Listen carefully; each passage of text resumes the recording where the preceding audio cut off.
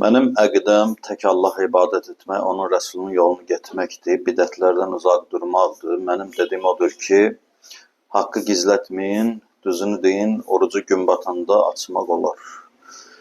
Bax, bu əqidəsinin, yəni mənşəyi bəlli olmayan insan, Quran-ı Kərimdən xəbərsiz, Allah deyib və Allahdan xəbəri olmayan.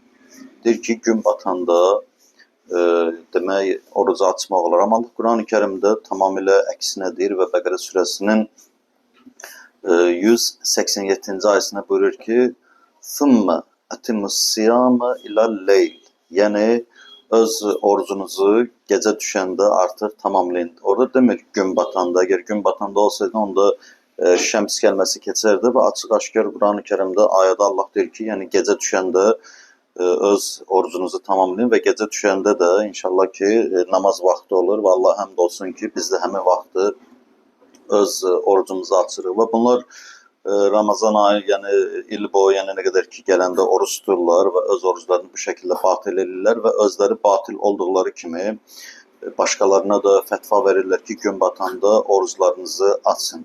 Hər kim ki, yəni bunlara uyub öz oruclarını bu şəkildə açıblarsa, demək olar ki, Quran orucları batil hökmünədir və Allah sonsuz şükürlər olsun ki, Quran-ı Kərim açıq-aşkar, yəni bu hökmü bizim üçün bəyan etmişdir.